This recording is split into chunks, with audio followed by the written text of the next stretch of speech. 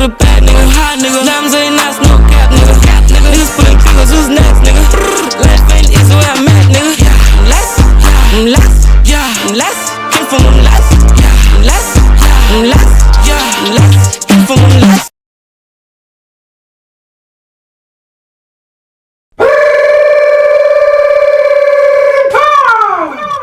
Bathi uphilika iwadi wesibili somthola esithombeni wesithathu ifake. Welcome bafethu, siyanamukela on another episode of the Gallery Podcast. Bafethu namhlanje ngiphethe insizwa enye kade itrenda kakhulu kulezi insuku. The myth and the legend bafethu. Akekho umuntu ongamazi uAkhalicious bafethu. If you've been on a hip hop scene, Akhalicious uyamazi. Some of us were raised by him. He made memories for our childhood. Somehow some sort of a hero from ukhula wethu bafethu. So namhlanje ngiyamamukela futhi yabo. After kade sekukhulunyiwe abantu bathi kanje mina ngimlandile namhlanje indoda izoyichazela yona ukuthi hayibo kahle indoda kwenzakalani. Yabo bafethu. Cala ngisize bafethu, clap your digital hands bafethu, samukela uAkhalicious la ngaphakathi. Ak. Qoy, hamba. Ngifresh ngaya wethu wena. Mfethu mina hlezi ngifresh mfethu noma izimo zingafani kodwa ke lesa namhlanje singenza ngibe 100% fresh. Ngoba kuzokwenzeka izinto abantu bazozwa ngempela ukuthi inade befuna ukizwa sonke lesikhathi. Yeah. Yeah. So Laba bangazi thina sino Akhalicious is the second interview manje siba naye. Eyokuqala interview was strictly based on music yabo. So namhlanje we get to know Akhalicious more and about the revelation yakhe lekade trend ku social media yabo lonto le. Singaze nje siye kude ngisacela ukuyikhanjela phezulu siyilande nje la eshisa khona.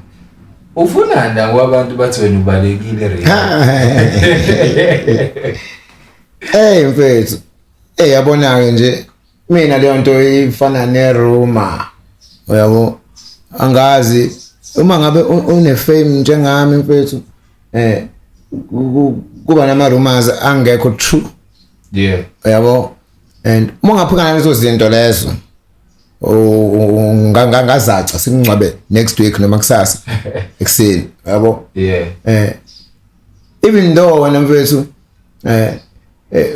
kucishe kuyele lapha kahle hle bakwethu I don't run away mina ngangazi yabo njengamanje asikho Akhalicious akuyena Akhalicious lokhulumayo unkululeko madlala I never run away njengoba ebuza umfethu yasho ukuthi gcwele nazi nini ukuthi Akhalicious balekile rehab balekile wara one thing uqala bafethu. Now I think about it. Yabo? Into yokuqala nje angekho dumb. Yeah. Okay. Bengingekho dumb. I was only a drug addict. Yabo? So sibuze nawe mfethu. Kafe ngifuna usizo umhlaba wonke lo. Ngifuna usizo umhlaba wonke ngiveze ngihlambalaze wara. Uma sengilitholile usizo and then ngalibalekela. Now we think about it. Kahle there are reasons. Although ngazange ngibaleke. Ngasho nje kahle ngigrand manje cela ukuhamba. Ngoba sekhona izinye izinto ezingenza ngabe grand. That's all. And angimiswa mina into mase ngifuna ukuyenza ngiyayenza. Phela maybe the reason bathi I don't know where cause mhlambe bezama ukuthi bangivimbe and they couldn't because I'm unstoppable niyazi nani. Nkuloko madlala ke physically unstoppable. Akhalicious ke is lyrically unstoppable. That's the only difference. I never ran away. Ngasuka ngahamba ngoba ngingekho happy or ngoba sengigrand. Ngasho njalo indawo kade ngikuyona benazi nini ukuthi rehab, right? Kahle hle it wasn't really a rehab. Yabo? Into engangiyele mina ngafika ngayithola lapha into engangiyiyele ukukhafula i-drug egazini mentally and emotionally drug neminyaka mina sebenzisa i-drug mina i-drug addicts but years sebenzisa i-drug so bese ngasadingi leyo nto empilweni yami cause bese ngiphazamise into eningi nani benibona it was making my life and putting my life on stop yabo so I decide ukuthi no I want to take it off. Then I thought I wanted a rehab. Ngitheme ngifika khona ngalithola okay right ngicela usizo bafethu bakwazi ukungisiza abanye. That was the first rehab eyaqhamuka ngathi ngangayidonsisa ngathi hey ange only to find out ukuthi lento bengiyitshelisa ngoyifica lapha akuyona kahle lento ngizoyisho ngizocela abang understand ukuthi okay kunzima ukuthi ngibeke lento le engizoyibeka njengamanje ngiphendule nalama questions engicabanga ukuthi amanye asazoza kuzoba nzima for mina ngoba kahle angifuni ukuhlukumeza inhliziyo yamuntu yabo kodwa since izinto zihamba kanje inini engifosa ukuthi iqiniso likhulunywe kahle nathi ngikhona it's not really a rehab Yes. isonto leliyana mfethu yabo Yes. isonto leliyana rehab there's a medical procedure yabo Yes. mina I'm a heroin addict ngikhuluma ngensango mfethu la ngithola Yes, ngiyakuthola. ngikhuluma ngogwa ngikhuluma ngotshwala la ngikhuluma ngeheroin mina mfethu ezwa leyo nto uma ingekho ku system yami it's between life or death Yes. and bengiqala empilweni yami ukuzama to get rid of it yabo so bengazi ukuthi it's going to be very hard yabo and I knew what I wanted. I knew ukuthi inafanele yenzeke. I needed a medical assistance yabo Yes. uma ngifika lapha ya one Bonepambano amabhayibheli abafundisi na yonke lento anginankinga na yonke lento lemfethu yabo Yes. but what was in me into la phakathi bengayidingi yonke leyo nto leyo yabo for example when I was sick vomiting shitting myself out ngakwazi ukulala paining back lunesisu bebengithandazela mfethu yabo yabo ngikhuluma into physical yabo bebethandaza so kunalento ekuthiwa i-arosta Yes. i-arosta i-side effect mangabe ufuna ufix ungayitholanga qaleka lokho kwa heroin kwewunga yabo leyo nto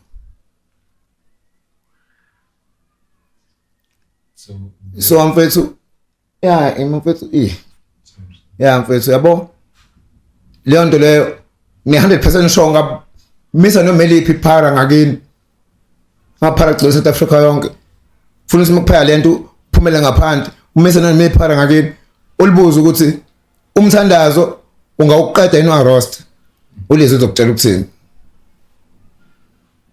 1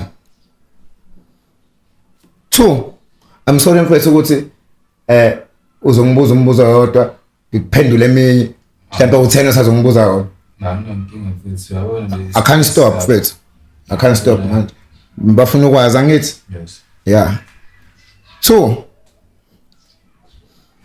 as much as ngelona i-rehab isonto leliyana mina angiyena umuntu wesonto mina yabo njengoba kuyisonto bona into abayimisele ngayo as much as beyimisele ngokuqeda ama side effects ama drug addicts akhona lapha but indlela abayimisela ngokwaqeda ngayo isonto so banama procedures zabo abazowaqeda ngayo for example njengoba kuyisonto nje mina ngene umuntu wesonto 1 ngiyathandaza ngisho ukuthi angizwani nomthandazo but ngithandaza ngo6 ekseni siyasonta 2 hours ngishawa arost u8 yasonta kashunyela 2 hours ngishawa arost u10 yasonta 2 hours ngishawa arost u3 shower arost u6 u8 wasebusuku the whole day funda iBhayibheli fundisa ukuthandaza fundisa ukushumayela ufunda kanjani iBhayibheli kuleso simo ngiphazamisa bengisazosho lokho ngiyakubonga lokho no ngiyakubonga mfethu baba ngisafuna ukukubuza lokho ukuthi now you tell me ukuthi lento elana mfethu kona ngisho kuthiwa ngiyathanda dinga concentration yonke into ukuze isuse la isuse la ephepheni ingene enhliziyweni if umqondo wami messed up izongena kanjani if inhliziyo yami fucked up izongena kanjani angilali akulalwa didn't sleep for 4 days 4 days lo ukhona wonke yes only 4 days and enye into okay sibani uthi ngidlule lapho 3 as much as usonda nje ba expect ukuthi ushintshe ukhethe uJesu remember nge-rehab njalo yes yes use-rehab angiba blame no I'm not blaming anybody yabo ngiyakholela uNkulunkulu khona noJesu khona all that stuff Bible yonke leyo nto my parents do it yabo but esimene ngikusona it wasn't that thing yabo 3 as much as kwenzeka yonke leyo nto through all that pain njengoba ngichaza nje ba expect ukuthi ngikhethe uJesu and if I don't ngeke ngithatheke nje ngomuntu welcomed ola ngize bengeke baze bangixoshe but ngizothatheka nje kumuntu wrong owenza into wrong yabo each and every time you gotta do it ukuze kuphele you gotta you see mina angiyena umuntu wesonto okay alright okay fine ngimthatha lo Jesu lo ngikhetha uJesu ngicanga ngiyazi ukuthi sho njalo yena term le bathi ukhetha uJesu yabo bathi ukhetha uJesu uma ngimkhetha lo Jesu thinking about it through leyo pain leyo yabo okay ngikhetha lo Jesu okay fine no sibale bebe soncenga yabo yonke leyo nto leyo min pain mina yabo yonke leyo nto ngenge okay ngeke ngilumeke ndawo yabo fine ngihambe ngimkhethe uJesu wakhona yabo I'm sorry mengibeka kabi ngimkhethe uJesu now that's where shit goes wrong mase ngimkhethile uJesu yabona ke for every sonke siyazi for every life you choose to live kuba nama consequences akhona okuzwe okufanele uyiphile ngayo leyo mpilo come on uma ngabe usukhetha uJesu mfethu usuke any tribe tribe of God yes there's a tribe of God yazi ke ejele there's a tribe of gangsters Twitter Facebook Instagram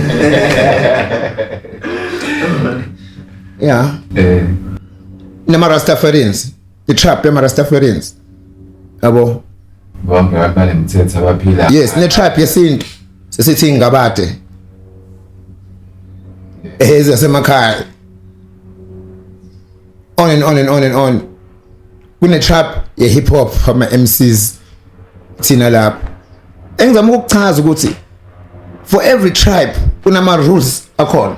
Yes. Yabo angisabi ukusho kulama trap engiwabalile yes I do belong kuma tribes awu2 ukuze ubone ukuthi I know what I'm talking about. Trap ama gangsters I belong with trap ama gangsters ngi 28 mina. 2 I belong with tribe ye hip hop ngi MC mina Akalicious. Yabo la e28 kunama rules akhona. Yes. Nezinto ufaka uzenze nezinto engafanele uzenze. Opening ukuthi uzenze you like it or not. Nala hip hop yabo nezinto ekufanele uzenze nezinto engafanele uzenze. Yes. Opening ngawuthi uzenza ngenkani ba nenkinga. Yes. True. As much as la phakathi ngikhona kule trap ebese ngikhethiswe ukuba kuyona unama rules akhona. Now you take her back yabo mengithi that's where things went wrong. Ama rules alempilo le ebengikhethiswa yona. Okay, as much as you can ngikhetha uJesu you'll never believe with one of ama rules akhona and bazokutshela ama rules basuke sebekubonile bayangazi everybody knows me bazi ngumrapper ngoAkalicious ngirapper kanjani izinto engisho engomeni yabo leyo nto leyo. So akubanikanga inkinga ukuthi bakhethe ama rules abazowaqinisa kumina ukuze ngibe yifollower right for this Jesus tribe bese ngikhethile yabo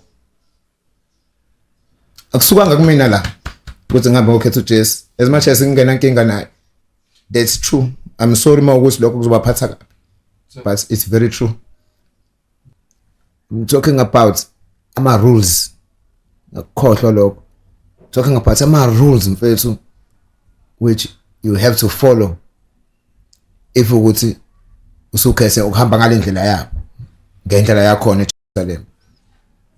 And you'll never believe ukuthi out of all ama rules and my procedures bebeyimisela ukuthi ngwalandele since I've chosen Jesus. There's one ekuyona engathi maybe ngichazela and I said to myself yabona ke manje yagaqa ngengimeleke le ngizohamba la ngibamba uyazi mfethu mina almost the whole nation knows ukuthi okay Akalicious is a rapper, he's an MC and indlela engirapper ngayo iyaziwa ngiyakwazi lokho kodwa yazi ngikutshela ukuthi when I was told ukuthi lalela ke boy ebo manje bese ukhetha uJesu nje yabona indaba yakho yaAkalicious fanele iphele.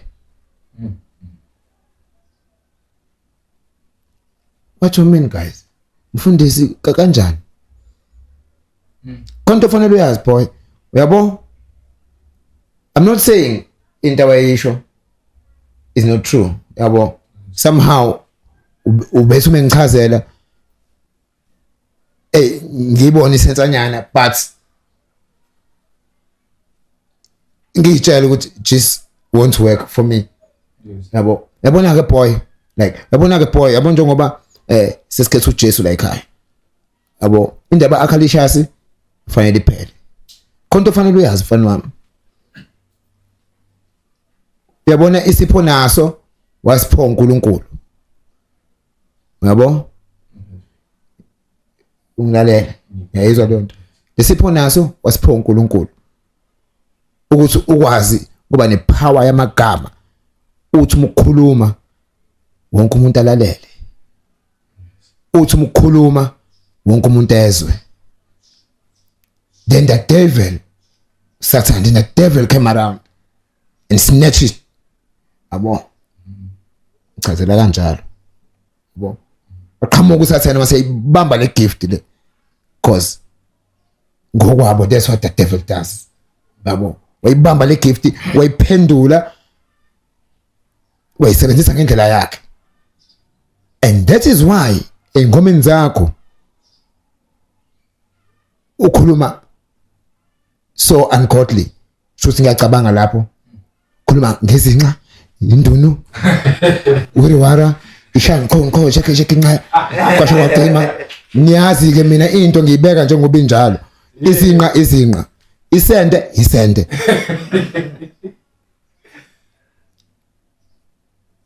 Uqale manje leyo power uyisebenzisa ngendlela uNkulunkulu ayithanda ngayo. Uqale ukhulume ngoJesu, ngeBhayibheli, ngeVangeli. Now you tell me, imagining uAcalicious eseshintshile totally eseqala ekhuluma ngoJesu. Imagine uAcalicious gospel rapper. Angisho ukuthi ngangikwazi ukuba ukurapper ngoJesu or ukuba gospel rapper, but you tell me, ungayithanda wena leyo nto, ungayifila? Besides that, mina mfethu I'm not used to angiyimisela, bengayimisela ukuthi ngingashintsha icareer yami at this time. And into yabanzima kakhulu ukuthi ikusasa lami leli yona power engaphiwa yona ngokwami uNkulunkulu ukuthi ngikwazi ukuyiphilisa. Kineyingane, ngikwazi ukondla izingane, nginomndeni, ngikwazi ukujabulisa umndeni wami. Ngikwazi ukuqhubeka nempilo. Ngoba there's hardly anything engikwazi ukuyenza better than rapping. Manje ngabona ukuthi if I kill uAcalicious, if Acalicious dies, I die. If ungasazisho lezi zinto lezi engihlezi ngifisa ukuzisho, and ungathuka ukuthi angazi kwama MCs, but mina ngiyawaphupha ama lyrics sometimes. Noma ngase wona ama lyrics, but ngiyakwazi ukuphupha into engizovuka ekseni ngibhale ingoma ngisho exactly njengoba ngiyibone ephupheni. Ngani noma kuyenzeka noma ama MCs, but at the end of the day I was forced ukuthi ngimbulalo Acalicious, ngishintshe negama ngingasabo Acalicious anymore, ngibe somebody else. Manje leyo nto yangihlala lapha bethu. I couldn't do it. Kungayona yodwa. Lakhe libe ngenawo amasiliva. Or anything else. Ngakabadabukela abafaka amasiliva kubafethu esasinabo ngoba bebaningi. Ngikhuluma nje mfethu nganginomuntu naye endlini. In fact, ohamba kuqala kunami. Oweqa khona. Weqa naye. Yena ubena amasiliva. Kahle hle amasiliva azingenaphi? Ngafunda okuningi, yes, angisho ukuthi ba wrong. Ngafunda okuningi eBhayibhelini nami first like wow, bengakwazi ke lokho. Angena umuntu wesonto mina. I don't go to church. Yabo. Ngisho kumshada ngiyesontweni ngiyamase kodliwa kwi reception nami. Kahle ngathuka mangithola ukuthi okay, lalela ke mfana, yabo, umzimba wakho, I'm sure baningi abaya esontweni abakholwayo abalalele bazosho ukuthi yeah, that is right sento ngishoyo ngoba bathi mebekhuluma bakukhothele eBhayibhelini ukuthi lento le engiyishoyo ila eBhayibhelini, ukusho ukuthi mina fanele ngilandele iBhayibheli manje from now on. Lalela umzimba wakho lo boy ithempeli laNkulunkulu. Yes, nami ngiyakwazi. Uyakwazi lo? Yes. Which means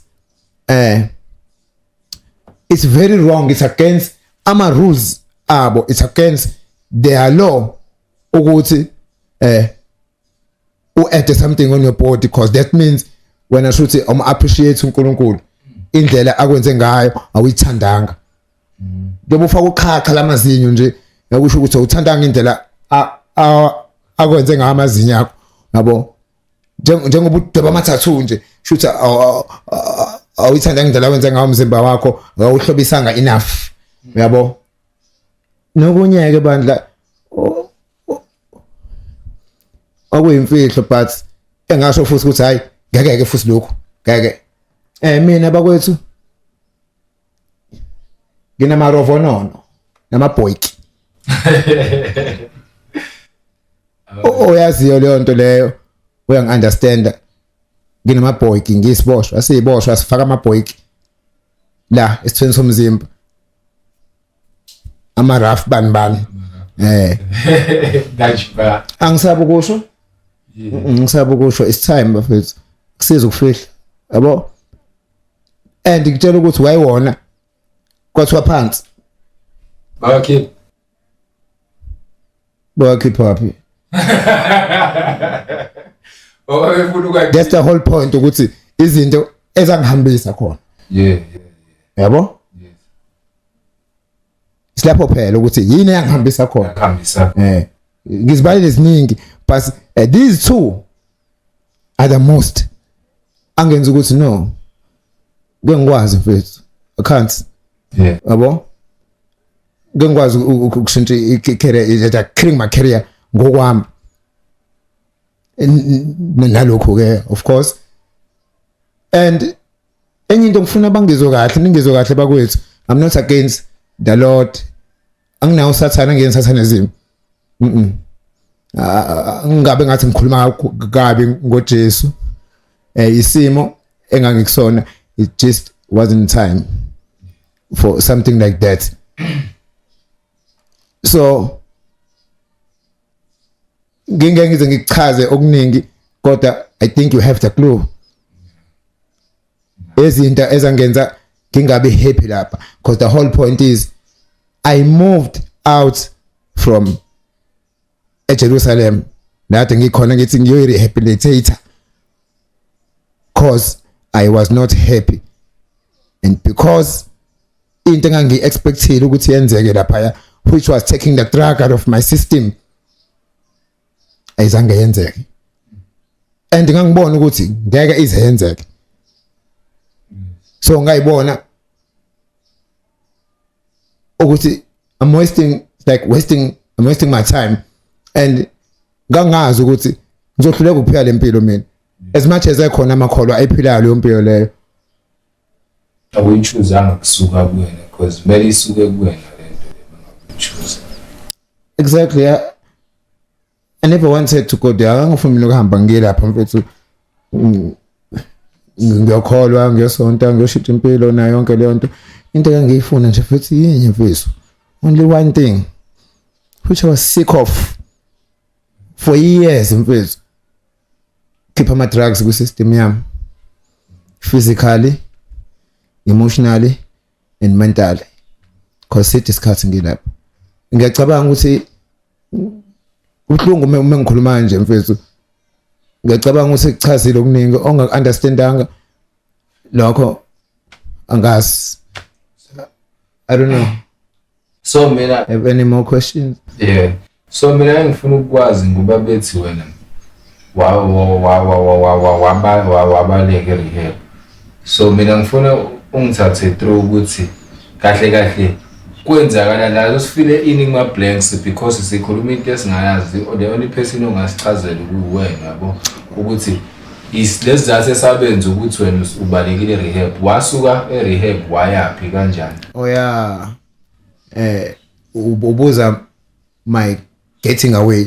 Yes. Ukuthi kwahamba kanjani, kwakwenzekaleni. Yes. Okay, all right. Okay, fine. All right. Ngikubalanga. Okay, fine. I'll take you back. Alright. Bafethu noma ngishilo bengi drug edit. Mi drug edit uba exposed to a lot of izinto engekho right. Uba exposed into eningi engekho right. Yabo? Yes. Crime. Izifo. On and on and on. Mina I'm a TB patient. Ngisuka nje ngiyakhona le bengenyangeni S5 we procedure ya 6 months ne so bese ngidle amaphilisi eTB for 5 months if I ngiqede kubu 6 yabo and kubalekile ukuthi ungawamisi ngayimisi medication yakho because uzo defaulter and it default igama elihle kodwa elichaza into embi ebuhlungu ngoba iyanqumana udefaulter uyafa udefaultile ibuya iTB default ungawathatha amaphilisi ngekhazi na yonke leyo nto yabo ibuye isimo udokotela bashonjale uyanto abenza ukuthi esaba udefault mase miss my date ukunya amaphilisi yabo. So coming back to your question, ngithema ngabe ngitshela yonke lento le fine ngiyilandela ngithethe ngingedwa endlini. I was like okay ngengimeleke le alright what should I do ngoba la engikhona kunzima uphuma yabo. I don't know mfethu noma uzowaphatha kahle into ngizoyisho but ungena lapha ya kunezinto ongavumelekile ukuthi ube nazo uyisebenzise uma ngabe uyipatient yakhona yabo njengefoni. Yeah. Ifoni akufanele uyisebenzise ukuze uxhumane nabantu bangaphandle ngoba bazokudidisa emqondweni ungakwazi uconcentrate lento esikutshela kuyona yabo for ubona lento esikutshela yona ngabe khona nje into yangaphandle izwayo and ifoni inama procedures asathana o WhatsApp lawa nama videos ubuka yonke labo ama video la ophone nobani nani yabo lenzo didiseka usathana wonke lo yabo. So ifoni yakho sayithatha ubona usuphuma sokufundisa ukuthi how to handle ifoni kahle hle ama calls phela yini maso so I radio ufika uphethe ipeaker ulalela music yabo awuvumelekile I radio eyodwa ngokwabo ama procedures asathana yabo ikhuluma izinto eziningi engekho right ezokudidisa music omningi ozowulalela like house ogqomo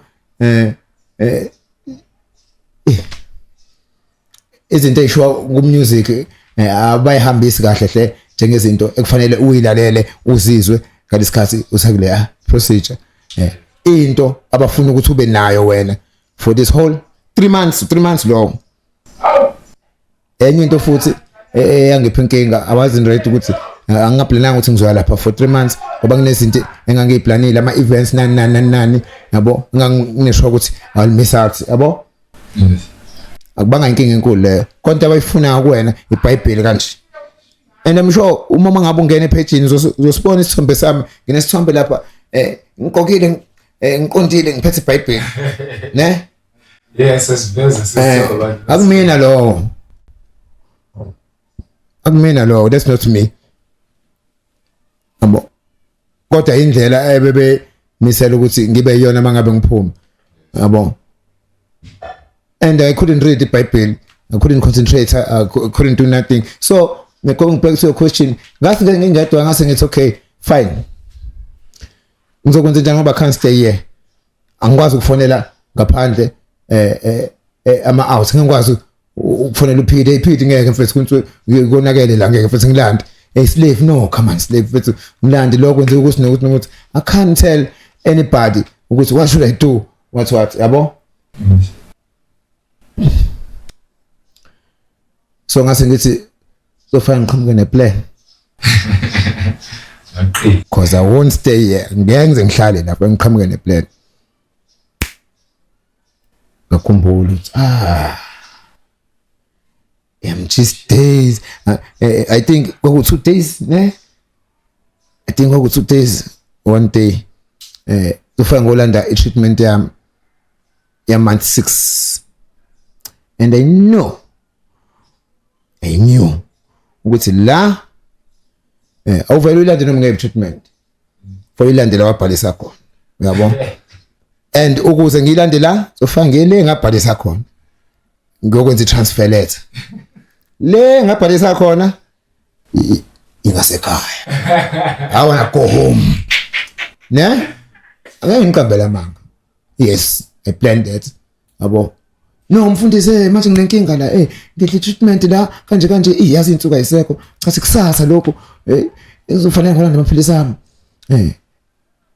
hayi okay inceko enye into i-language indaba yayo mthitha kuhamba kanjani yonke leyo nto no ifuna ngale icala elikhulu lelo yabo I'm not making fun of them to effect leyo yabo and it's not a bad thing ngokwami lokho yabo inceko amen nihamba kanjani bazalwane amen yabo I think i-procedure right i-respect empilweni ufunde respect nayo yonke leyo nto is not that bad kodwa ngiyasho nje yabo amfundisi fike ngolanda amaphilisi manje yabo nanga yabona uthi i-TB everybody knows yanqoma i-TB yabulala yabo manje sokwenza njani mfana wathatha amaphilisi wathatha isiphingo le manje la ngeke bakwazi lento ngathi angazi singazama sobheka but I don't think lapho ngazi kahle ukuthi ngeke iziphase leyo yabo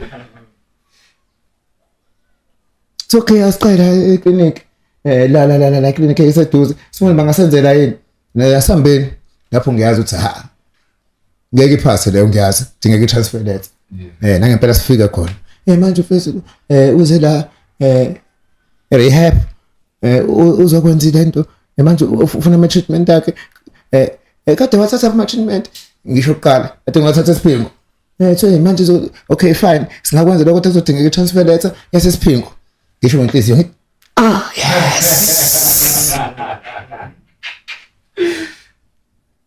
abafundisi laba angifuni ukulwa nabo as much as uNkulunkulu madlala mina wakhalishasa as much as ngathatha into zami ithi yahamba la qatshwane kiwelekile kubanjwa ngezandla yabo but angifunanga leyo nto irespect engangibapha yona nabo into yabo angithandi ukujaja abantu ngento zabo yabo okay phoqe clinic ukuthi hayi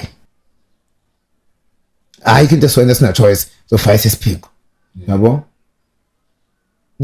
hayi yabo badonsa ucingo angifuni ukugcina lapha kuleyo part but angeke understandanga ngangiswe umngane wami uslave is one of my best friends yabo uyafa nami la ngikhona omunye uDax uyafa nami la ngikhona njengoba ngilapho lesasimo ngicanga bona obabili abantu engisho ngikajele abafethu labo engazi ukuthi ngisho kuthiwa ngenkingeni engakanani if I call them they're gonna help for years ngihamba nabo yabo slave lo noDax ngasemgababa inkinga anginayo iphone and uma ngizofona ucela ukufonela umzali for into ebalekile like that baba la iduze nika ucingo ufone balalele ukuthi uthini loudspeaker uthini awukhuluma into eceleni engekho tshela bawufika I'm sorry to say but yes ngisaphinda angisho ukuthini angiceke umuntu and I'm making nothing up ngakufela lokho and amanye ama members enganginawo lapho mumazi umuntu okaba khona eJerusalem umbuzo ukuthi ikhona into engikhuluma yamanga engenzeke ngisho ukuthini ngikhuluma iqiniso mina ama fans ami afuna ukwazi the real thing ngoba kuyimanje nje kudume the wrong information bafuna ukwazi ukuthi what happened yabo this is what happened benze njani basathe phone ngishilo ukuthi leyo part ngiunderstand engafuni ucela kuyona but asathe phone bafonele uSlave cause inamba kaDax kangayazi ngekhanda yabo inamba yaSlave angiyazi ngekhanda abanayo inamba kaDax kodwa abanayo yaSlave yabo ngoba uyena wangiletha yabo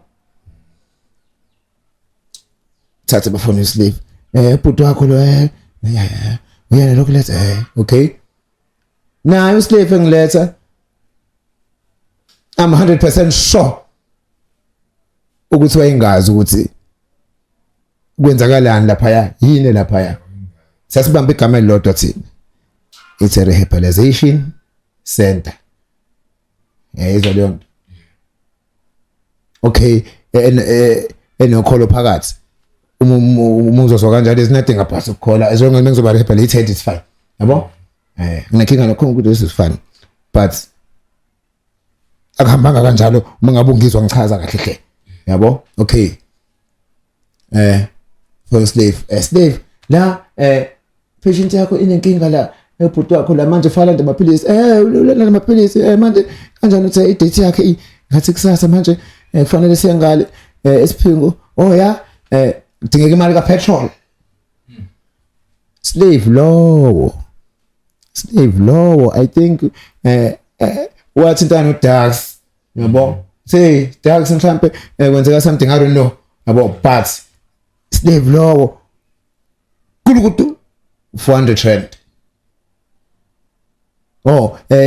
malini petrol bayabuzana hayi ngo 400 ngezo lapho 400 okay kulukutu ofaka lento 400 same day Slave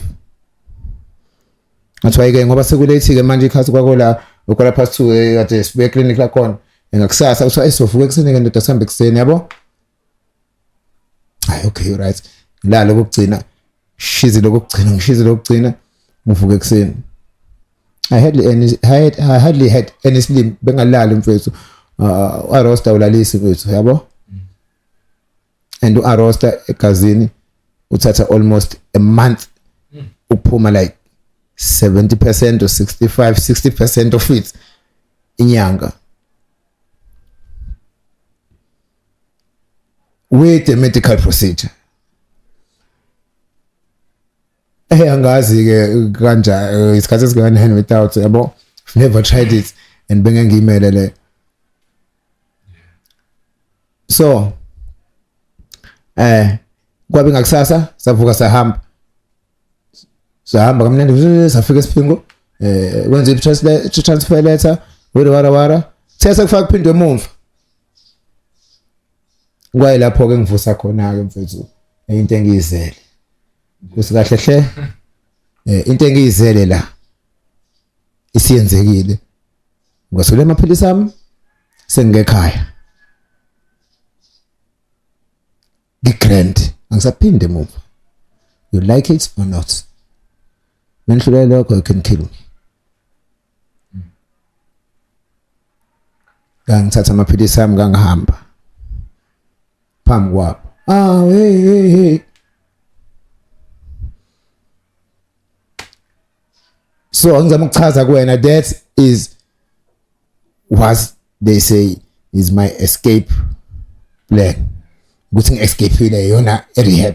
Yona escape yami ke rehab ke leyo. Yabo uma beni kubona njenge escape okay shothi I escaped kodwa ayikho indlela ngizokwenza ngayo awenze Sylvester Stallone escape plan so itenzakala laphana okay uyabatshela ukuthi uyahamba manje bafethu bese usuka kubona labantu laba base rehab usuka kubona wayaphi njengoba ususesiphini nice question hey kusangihleke ngoba manje I know ukuthi abantu bayitshela into wrong engeyona uyazi bese konto fa uyazi ngami ama friends kade ngayazi njengale situation yami nje amanye yathi ukuthi hawu kanti akhalisha kulesimo yabo yabona ngifuna ukubazisa yabo mina mfethu ngikholela estradini mina mfethu as much as nginawo umndeni kodwa ngenxa izinto ebengizenza njengomfana okhulayo yabo drug addiction, crime na yonke leyo nto, jail yabo, limale hospital, buye jail, limale hospital, drugs yabo. So leyo nto ingenze ngahlala kakhulu estradini. Mina I've lived almost more than half of my life ngike estradini. Ngitshela ngestradi mina mfethu yabo. Istradi into yami. I've been living in the streets ngenza zonke izinto ongayicabanga ezenziwa usikhotheni ama gangsters amaphara yini estradini for years yabo, and ayikho right. Ibibhlungu ngoba ibimess up impilo yami, and I didn't want that anymore. That is the reason engenza ivideo ngathi anybody help please, I want out yabo. So that is why ngithema ngisuka lapha eclinic mengazi I never went back on street, angiphindelanga estradini. What do you think I did? Fonela taxi. Fonela taxi. Ngamtshela taxi ngiya ku slave. Ngihamphile rehab. Ngihamba straight ku slave. Even usuku lodwa on street ngoba ngasafuna ngisibone istrad. Ngasuka lapha ngaya straight ku slave. Yabo? Na kade ngikhona vele before ngifike eJerusalem. And then into futhi ngisazoqhubeka lapha engifuna ukunikhumbuza yona ukuthi khona into engibona ukuthi abantu sebeyikholwa iyavela kuma social network. Nikhumbule noma video yami lapha ngijima ngenza yonke leyo nto leyo ngino slave before ngifike eJerusalem ngaqala ngahlala no slave umngane nami kwakhe wangisiza sisacubungula ukuthi ngizolithola kanjani usizo yabo. And uyazi ngikutshela ukuthi indlela ebengishitha ngayo uslave, he was rehabilitating me kahle hle yabo, better than Jerusalem. Angithengile medication as much as bengaphelele akayeni dokotela, ngithengile medication nginika ukudla into zokushintsha advise lapha yayizama abandla kuncancelisha brain wise fitness what yabo. And ngahlala more ku slave than eJerusalem. Ngathi ngiqala sithola indaba yase Jerusalem sitshela ukuthi ile rehab engizoyidinga kase ngivele sengiqala ukubuyela sengibuyelile ku better condition. Sengiqale ngiyibona inyama sengiqale ngingasabhemi ngasathathi lutho ngasabhemi ngisho ugwayi. Lokho ngifuna bangakhohlwa abantu kungabe ngazi ukuthi lo sizo lolu ngilithole eJerusalem. Bengishaya 58 kg ngisuka ku slave. Ngiyacabanga manje ukuthi ngase ngiyiqala ngishaya 58 or 59 as much as iskale sami siza next week kule rehab le engikuyona njengamanje. Ngisuka ngithe uma ngabe ngifika ku slave what happened ngamtshela slave kwenzeke kanjani yabo, this and this what wow I never knew abakangazi ngangengivumela ukuthi yena lapha. So what are we gonna do? Ebuza mina ngathi hayi ngifuna a better rehab yabo, mesilwe lokho I'll stay here with you, I'd rather stay here ngiyasizakala noma nginawe la. But okay fine, uzobona ukuthi uzothola enye rehab yabo. Asikaka sometimes izinto zazenzakalela asiphelanga isikhathi esitheni wayithola rehab entsha le engikuyona njengamanje. Ngiphuma khona mengisuka la ngiphindela khona eHammersdale eDukuza Rehabilitation Center ngiyohlala lapho for 6 weeks. Khona ke i-rehab le ebengiyifuna, medical procedure ikhona, kudliwa kamnandi, angengisho ukuthi kudliwa kabi ngale. mina umuntu mina ngiyena ngidla noma yini yabo but ukuthi akhona ku right nama physical procedures akhona dlala isport sejima nakhona yonke le nto leyo asivuke early that much asidali late that much yabo ngifila grand ngikhona mfethu yabo and ngiyaqala ngiyaluza futhi ushintsho yabo ukuze ngishiso lento lo ukuthi ukuze ngifike la kusukela lapho ngidecide lapho ukuthi no ngithema ngabe sengikhona le edukuza befika uSilevu ngikhombise amalento ama comment abantu ukuthi abantu bayitshela into wrong bebetshela ukuthi I went back on streets ngiphinde la ngeStradeni bantu ngathi mengisuka le ngihamba ngawuSilevu ngawufunile happy better ngeke ngisho usuku lodwa eStradeni yazi decide ukuthi asedukuza ke njengoba decide manje ukuthi ngithe sengibuka sengigedukuza hamba still happy entsha ukuthi no ngeke abantu bazi into wrong we should try kubatshela into right kuyiyona ingakho ke ngila ngingazi noma ngiphendule kahle ni ba understand abantu kodwa ngize ngibachazele ukuthi ngifike kanjani la ngisuka phi ngiphendule kahle mfethu and I can attest to that because nami the day to escape to Sylvester Stallone except to escape le ngafonela uSilevu ngathi Silevu mfethu yini ngizwa kanje wasipheka ngitshela sengithi hayi khululeka le ndoda inami lapha ihambile ikone ezathi ehambisile kodwa sazoxoxa ukuthi wangela first day ukuthi awulalanga nase strand exactly so mina which takes me back mfethu ukuthi I was reading like kakhulukazi Facebook yabo ngibona ama comments abantu bashare the story sakho ukuthi ubalekile so abantu bayasho ukuthi once a pirate always a pirate bayasha abanye bathi hayi bese sibonile ukuthi ngeke vele yenzeke lento le nani player haters so mina ngifuna ukwazi ukuthi mfethu how does it make you feel ukuthi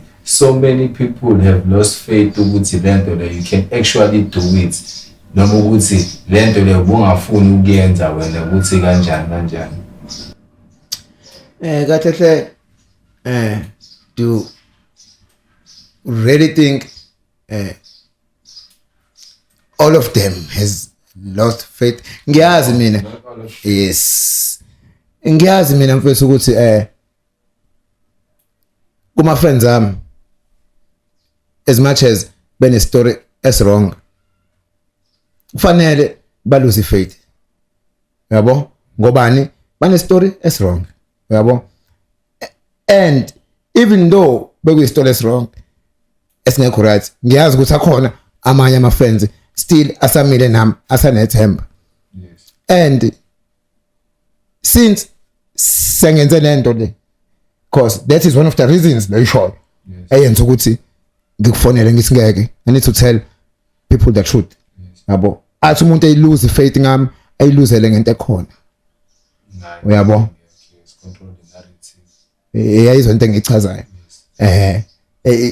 ukuphendula umbuzo wakho ama friends ami ngiyawathanda mfethu yabo ku Akalicious ngawo obviously angeke ungiphathe kahle uma sebelose faith kimina yabo ingakho ngenze lento le ngifuna ukuthi faith yabo ibuye back even though ngingakwazi ukujudge future ngingazi ukuthi will this work or not ubanjani ubatshela iqiniso sekuzoba kubona ukuthi bayibuyisa faith or not but if they really wanted to know what happened this is what happened and just to add something nje kulento isho mfethu abanye abantu abafuna ukunderstand ingcabanga abantu baningi abayi-understand ukuthi kahle wena umuntu oyifunela usiza akekho umuntu ofikile kuyena wathi Akalicious because I remember mina when ngihlangana nawe eSphingi even you yourself yes yeah even now mfethu yakwazi lokho mfethu yakwazi lokho mfethu ukuthi bese ngasafuni mfethu it's been too long it's been too many years yabo in the dungeon mfethu yabo yes and mina you came and told me twice sihlangana eSphingi ungitshela ukuthi mfethu ngifuna usizo sengifuna ukuyeka lento amanye ama-rehab lawa akhokhelwayo bawezinye indaba ngilindisa 4 months yes so ngeke ngisakwazi ukulinda like wawujahile ukuye-rehab yes yabo lonto so mina sengifuna nje sithi ukuya back kancane yabo just ukuthi abantu ba-understand ukuthi why would you want to live this life uyishiya so umbuzo wami mina ngifuna ukwazi ukuthi ngifuna ungitshele ngempilo yakho mina usungene ey'dakamizweni like usuhambile ususemgaqweni ukuthi ubuphila kanjani bako ithini wenzani ifix yini ulalaphi you don't want to know that ufuna ukwazi yonto ngempela okay bafethu estradini njengoba ngisho ukuthi ngimdala estradini yabo ngiphilile estradini iminyaka eminingi into ayibuza kahle hle ukuthi bengiyiphilisa kanjani ukuze ngikwazi ukuthi ngithole ifix yabo ngikwazi ukubhema okay ngikwazi ukudla of course uyadla kodwa yivi into engakutshela kona ukuthi ukudla kahle mangabe uhlala estradini uphila impilo engiyiphilayo mina nabafethu abanye ngoba ngedwa yabo ukudla kahle hle we don't really care nakho yabo into esuke ihamba phambili isibhema yabo ngobani isibhema ngabe singekho isibhema ndize ambulance yabo ukudla ngiyakwazi ukubekezela mina mfethu yabo bekezela isikhathi eside siya kwazi ukubekezela isikhathi eside yabo akuthina sodwa futhi even amakholwa akwazi ukufaster for lots of days engadlile yabo ngizibukela insuku yes mina ngikhuluma ngokudla ngikhuluma ngamakhekhe mina eshumi emagwinya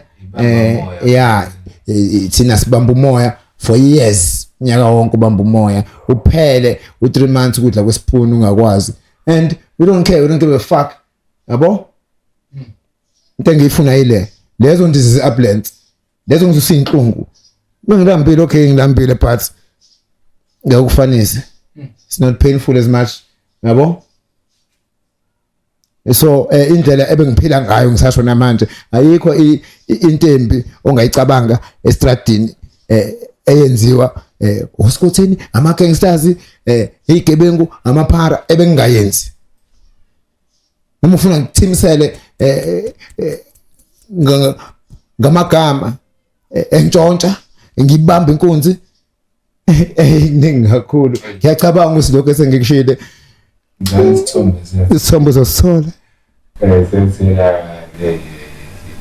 so mina bethi sengifuna ukwazi ngamanje ukuthi bethu this time you said this is the first time ukuthi usufuna usizo like ukuthi mina sengifuna ukwazi ukuthi ngoba uthi ufuna usizo why abantu kumele bakholwe noma ama-friends akho akukholwe yabo lo mbuzo bengihlezi ngiyibuza wona yabo ukuthi as much as ngibize wena ukuthi ngifuna ukubachazela istory sami sihamba sifikela ekuthenini sengikwenye i-situation enye rehab efanayo naleyana bazokholwa kanjani basho ukuthi nakhona uzokwenza same thing or what yabo yazi kodwa bengithi mangabe ngiyicabanga lapho leyo nto leyo yazi kufikeni kumina kufika ukuthi kumina kahle hle when I came to think about this ngicabangisisa kahle konke lokho akukho ekuthenini lokho engikwenzayo kahle hle ukuze bangikholwa akukho ekuthenini mfethu bayakholwa yena ukuthi kuyenzeka kuke ekuthenini kahle hle uma sengikwenzile ngizokwazi ukuphumelela ukuthi ngikwenze lo decision leyo mfethu ngiyacabanga ukuthi it's very unfair yabo ukuthi bayithathe manje iprocedure ingakapheli yabo lento engifuna ukuyenza ine procedure ine 6 weeks mhlawumbe after 6 weeks sibe ngasho noma yini abafuna ukisho ngami if phela 6 weeks le ngihlulekile noma ngiphindile ngeqa that's the only time abazokwazi ukungijaja ngayo I think it will be very unfair ukuthi bangangijaja manje ngenxa yokuthi kwenzeke le yanto le ebebeyitshethi yenzekile engenzekanga because I didn't escape phela I went out I changed rehabs phela nabantu kumele bazi ukuthi there's always 3 sides to the story Exactly. Sakho story salomunye neqiniso. Yes. Yes. So ngiyayithanda le nto leyo. Yes, yabo. Mangabe ukuthi khona indlela engingabekanga ngayo ebagculisayo, you are always free when you see me, ask me about it. Uzoyithola. Sikule izinto nje ezilayithi kancane sithi kuba light kancane. Nakho sokuqalela. Sengifuna ukukwazi nje mfethu ukuthi which part of your life oyikhumbula kakhulu nje before uzungene edakamizweni nani.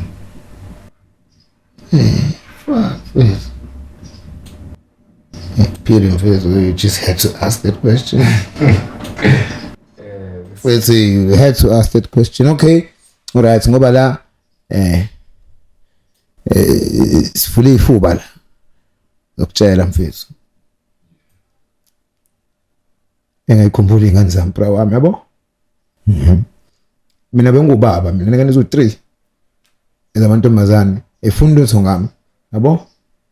Kunakho konke izona phela ngikhumbulayo. Nendaba nokunye. Khumbula ingane zami. Yeah. Ngikhumbula ubaba futhi yabo ngihlale nazo sibuka TV sihlale. Yeah, yona phansi nje ngisho ukuthi fuck yabo. Yeah. So mase kuthiwa nje mfethu umndeni wakho mfethu nengane zakho zibukile yini ongathanda ukusho ukubona.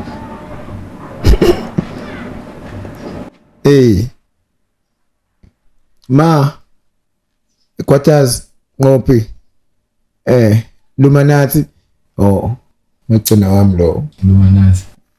Not really Luminati. Kama lakhe uMinati.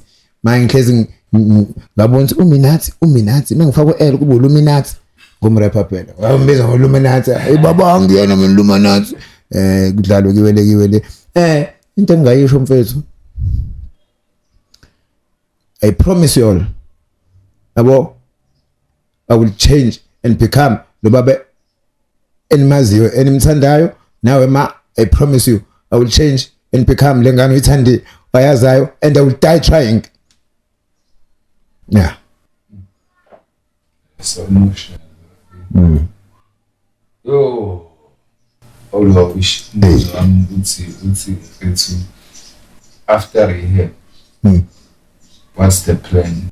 No kodwa mawuthanda ungathanda ukureview lo wangareview.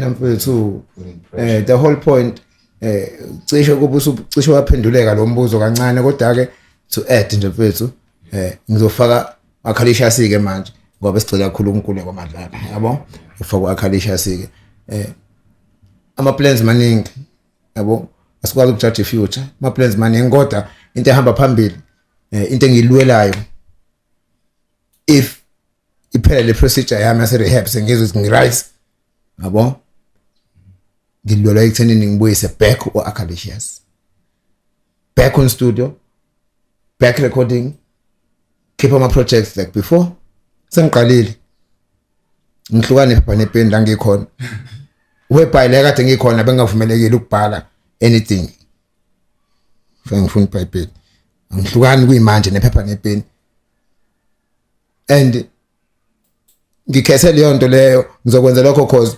Acalicious is the only power I have ukuthi ngikwazi ukuthi ngenze izinto njengabo bonke abantu ngijabulise ingane zami ngijabulise umndeni wami ngenze imali iyona into engilolayo le and izokwenzeka mengafelanga lapha rehab angisho uzofa sengiyasho ukuthi the only thing that will stop me is dying. Yeah. So fethu la kulokufunda before sivale ukuthi la ku social media no so many things khona kade ucelela donation ngalo afika na ku TikTok khona abanye bafumela donation so mina sengifuna ukwazi ukuthi ngempela umuntu mangakuthi yena uyalalela lento yamthinda and ufuna ukusiza Acalicious umuntu ofuna ukusiza Acalicious bayizwele ngawo ukuthi ubani umuntu amxhumayo. Okay. Do you take donations emali no nani? Ama fans ami ngisasho namanje from ama-fans ami. Lento ngiyenzela ama-fans ami. Kahle hle ngulo muntu othandayo ukuthi a fan is always right, yabo. A customer is always right, yabo. So wena mfethu ngiye ngasho ngathi ngu-Akalicious nje ngakhiwe yiwona ama-fans, yabo. So i-donation into enjalo ephuma kwi-fan angeke ngiregret, yabo. I'll probably use it because say part of ukwakho Akalicious, yabo. So ekuthenini kanjani ngine page ku Facebook Akalicious SA, alright, and ayodwa ngiyacabanga ukuthi mfethu kwe video ngizocela ukuthi ama details ka Slave, ama details ka Dax ala ngaphansi. yes, Dax, Slave, i-page la Facebook Akalicious SA, nothing more, nothing less. Omunye nokunye ongekho kule zinto zo3 i-fraud leyo, uzobe uginqa donation yakho emgodini. So ufuna ukusizwa Akalicious uzothinta lezi number lezi ezivelela ngezansi. Babo sila with Dax or Slave or i-page la Akalicious straight. So Akalicious mfethu sesibala nje mfethu. Ukuphi nje kokugcina ungathanda ukuthi ubushe ebantwini njengamanje. Nenye into lela mfethu ukuthi still sazoba nawo amanye ama-interviews yabo nabanye abafethu kuzoba bona abafethu abanye abasebenza rehab just ukuthi abantu babone i-progress yakho. Yes, and njengoba uke wabuza ukuthi bazoba ne-faith kanjani back ngoba engasebeyiluzile abanye ezodwa zezinto lezo yabo engicabanga ukuthi izosiza ekuthenini bayibuyisa ifaith ngoba la engikhona sesiplanile, we will make sure no put bam ngikhuluma ngoDax no Slave lapho ukuthi each and every procedure ama visitor avumelekile bezongivisita bayakuveza la ngihleli khona, bayakuveza konke lokho yabo. Na content akalayo kuzovela senze ama video abona ama fans ukuthi hayi usakhona lapha naku procedure nangu use improvile ise all that, yabo. Ngiyacabanga ukuthi leyo nto leyo mfethu izosiza kakhulu ekuthenini bazi ukuthi hayi he was talking the truth, yabo. Ufakazi leyo nto lento engiyikhuluma yonke engisengikhulumile yona izoba ufakazi, ngimisele ngokwenza ngizokwenza and it's allowed la ngikhona. So nje sesivala nje benzela ke ukugcina ngiyafuna ukulishimenti nithini ukuthi bafethu nama fans ngikhuluma nama fans as much as kuhlezi kuzoba khona izambane libolile kumntsholwane, yabo. Ngikhuluma ngalawa fresh ama fans amangempela. Don't lose hope mina, because you're making a very big mistake, and I promise you all ukuthi Akalicious nisazombona again, once again, more and more and more till ngingene mina egodini noma ngene wena egodini. Ngisazoba Akalicious kakhulu, sazoyithola into eyifunayo. So bafethu, as we know, bengisacela nje sonke nje bafethu nje basilalele ukuthi bafethu simsupport Akalicious, yabo, because mfethu umuntu wakhiwa isizwe akakwazi ukuzakha yedwa, so singasheshe silahle ithemba kuyena naye ukuthi angaze lahle ithemba kuyena. So nje ngizokucela nje ukuthi bafethu words of encouragement simsupport ngayo indlela khona ezokwazi ukubuya bafethu. Some of us uLokhunja Akalicious, I might say, was like a parent, because in fact he was part of raising us. Mostly it's sikhule ngayo Akalicious simlalelwe, yabo lonto leyo. So somewhere somehow wayidlala role nayo kuba iparent ngalonto because sikhule ngomusic wakhe, yabo lonto leyo. So asingamlahle lesupporting bafethu. Engizokusho nje ingoma yakhe ngizoyidedicate nje bese kuphela la ile ngoma Akalicious ethi kunzima, because it's talking about exactly the situation eyenzakala. Mina bafa online mfethu, I believe in you mfethu, I want you to win mfethu, win ngobe Mfethu please do it mfethu, do it for us, correct man. Usho entweni Bafethu, sifikile sabona. This has been another nice episode. Sathola ukuthola iqiniso from u-Acaricious bafethu. Engizokusho nje namhlanje ngithi bafethu from umfana kaNombali noDumisane bafethu. Uphilika wami isibili zomthola esithombeni wesithathu. Begin.